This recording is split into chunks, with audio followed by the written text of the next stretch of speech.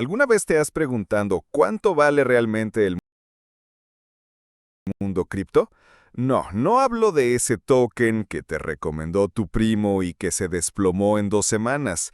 Hablo del valor total de todas las criptomonedas. Eso se llama capitalización de mercado, y es básicamente el termómetro que mide la fiebre del dinero digital. Hoy vamos a hablar de cómo funciona, en qué punto estamos ahora, hacia dónde podríamos ir y sí, también de los riesgos que podrían convertir tu Lamborghini en una bicicleta. Suscríbete al canal, que aquí explicamos las criptos sin tecnicismos raros, y si los usamos, te los traduzco al lenguaje humano. Porque, seamos honestos, nadie quiere escuchar que su cartera se descorrelacionó del S&P, cuando en realidad lo que pasó es que se fue al piso. El mundo de las criptomonedas y la capitalización de mercado es un tema que despierta pasiones, miedos y debates interminables. Cuando hablamos de capitalización de mercado en cripto, no estamos hablando solamente de un número frío, sino de un reflejo del interés global, de la confianza, de las expectativas y también de las especulaciones más salvajes de la historia reciente de las finanzas. Hoy en día, en 2025, el mercado cripto entero ronda los 2.5 a 2.8 billones de dólares, una cifra que parece monstruosa, pero que si la comparamos con los mercados tradicionales, sigue siendo relativamente pequeña. Para ponerlo en contexto, la capitalización total de las bolsas de valores mundiales supera los 100 billones de dólares, y el mercado de deuda global está por encima de los 130 billones.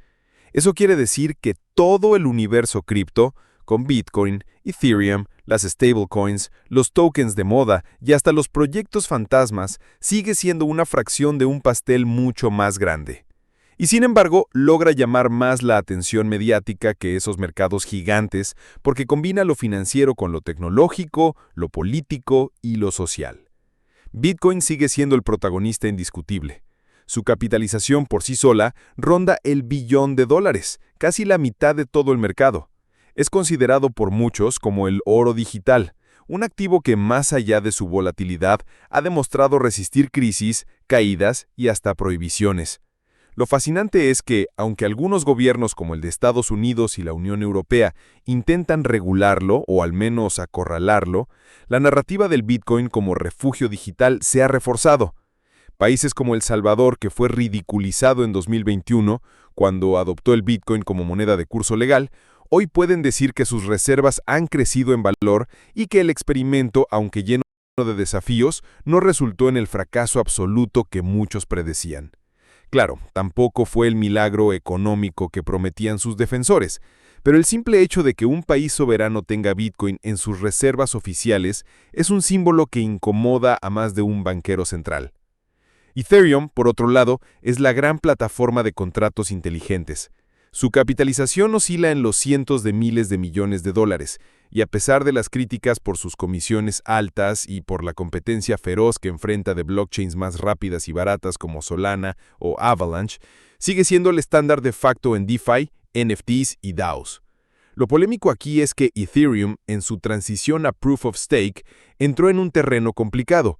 Por un lado, disminuyó su consumo energético, algo que la prensa tradicional celebró como una victoria ecológica, pero por otro aumentó la concentración de poder en grandes validadores y exchanges, lo que contradice el ideal de descentralización que supuestamente debería defender.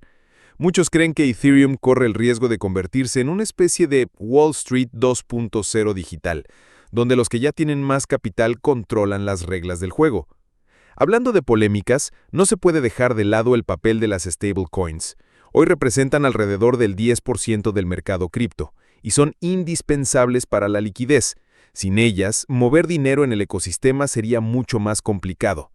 Tether y USD Coin dominan este terreno. Pero siempre han estado rodeadas de dudas. Tether, por ejemplo, ha sido acusada en múltiples ocasiones de no tener suficientes reservas para respaldar todos los tokens emitidos. Sus ejecutivos han respondido que las reservas existen, pero la transparencia nunca ha sido total.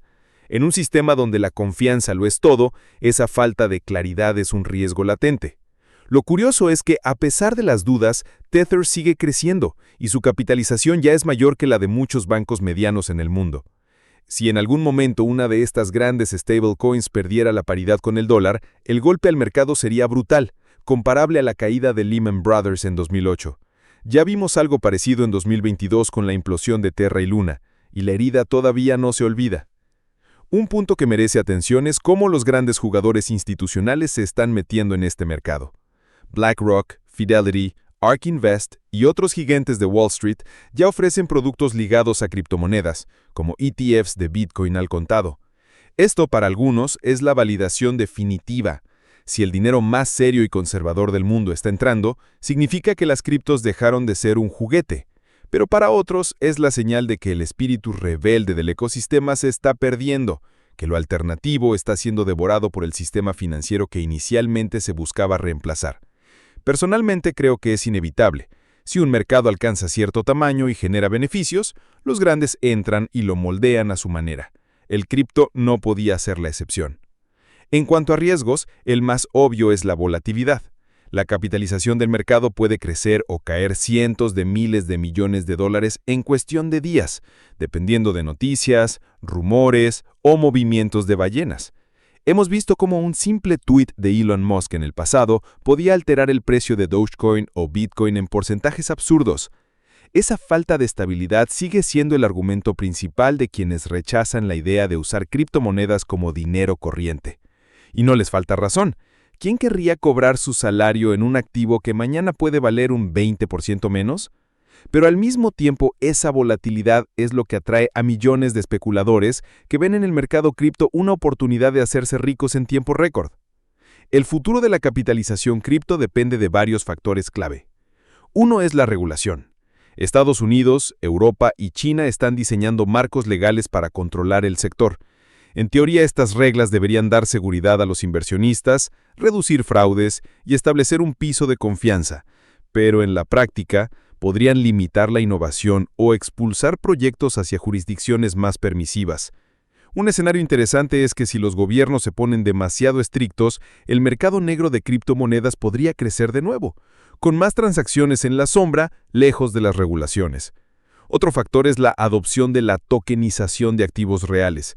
Ya se habla de que bonos del tesoro, acciones de grandes empresas e incluso bienes raíces pueden estar representados en blockchain, lo que sumaría billones de dólares a la capitalización total del ecosistema.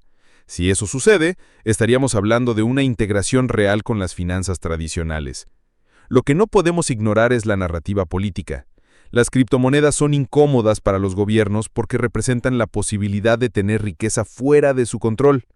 En países con inflación crónica o con gobiernos autoritarios, la gente las usa como refugio. En Argentina, Venezuela, Turquía o Nigeria, las stablecoins ya funcionan casi como una moneda paralela. Y eso, evidentemente, genera fricciones. ¿Qué pasará si un número significativo de ciudadanos decide ahorrar en USDT en lugar de la moneda local?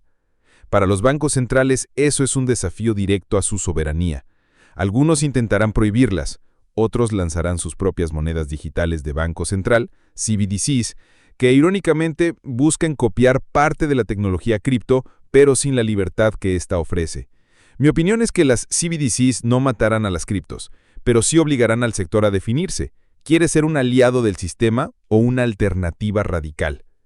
También está el tema ambiental. Aunque Ethereum ya no funciona con minería, Bitcoin sigue utilizando un modelo que consume cantidades enormes de energía. Los críticos aseguran que es insostenible y que nunca debería adoptarse masivamente. Los defensores responden que la mayoría de la energía utilizada proviene de excedentes renovables o de fuentes que de otro modo se desperdiciarían. Esta discusión se va a volver cada vez más relevante a medida que el cambio climático avance y los gobiernos busquen culpables fáciles para justificar regulaciones. Y es posible que Bitcoin se convierta en un símbolo en esa batalla ideológica. Y claro, no se puede hablar del mercado sin mencionar a uno de los proyectos más polémicos, XRP de Ripple. Durante años, sus defensores han vendido la idea de que esta criptomoneda podría ser la salvación de la economía mundial, el puente definitivo entre bancos, pagos internacionales y blockchain. La narrativa suena atractiva, transacciones rápidas, baratas y con la promesa de reemplazar al viejo y lento sistema SWIFT. Pero si dejamos de lado el marketing, la realidad es mucho menos épica. XRP nunca ha sido verdaderamente descentralizado. Nació de una empresa privada con una gran cantidad de tokens preminados y controlados desde el inicio, lo que ya lo coloca en una posición incómoda frente a proyectos que sí nacieron con la bandera de la descentralización, como Bitcoin. Además, su supuesta ventaja en costos y velocidad ya no es exclusiva. Redes como Solana, Avalanche o incluso proyectos más pequeños han demostrado ser igual de rápidas y más eficientes en ciertos contextos. Entonces, ¿qué queda de esa promesa de salvación? En mi opinión, Ripple y su token XRP funcionan más como una estrategia para atraer atención y convencer a los bancos de que todavía pueden tener un pie en el mundo cripto sin perder el control.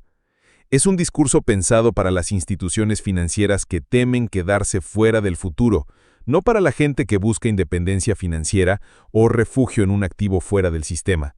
Su asociación con bancos y actores tradicionales le puede darle legitimidad en la prensa y en el mercado institucional, pero eso no significa que tenga el poder de salvar la economía mundial. Lo que probablemente ocurra es que XRP termine siendo una herramienta más dentro del engranaje financiero tradicional, útil en ciertos nichos de pagos internacionales, pero sin el impacto revolucionario que algunos de sus promotores aseguran. Más que un mesías económico, Ripple parece ser un recordatorio de que no todas las criptomonedas nacieron para desafiar al sistema. Algunas nacieron para integrarse en él y hacerlo ver moderno, aunque en el fondo todo siga igual. El lado positivo es que las criptomonedas ya demostraron su capacidad de reinventarse. Cada vez que alguien anuncia su muerte, resurgen con más fuerza. Cada caída profunda ha sido seguida por un nuevo ciclo de crecimiento, con mayor capitalización, más usuarios y más proyectos innovadores. Y si bien todavía es un mercado joven, su resiliencia es un indicio de que no se trata de una moda pasajera. El riesgo, claro, es que esa misma resiliencia haga que los inversores se confíen demasiado y olviden que los desplomes también son parte del juego. En conclusión,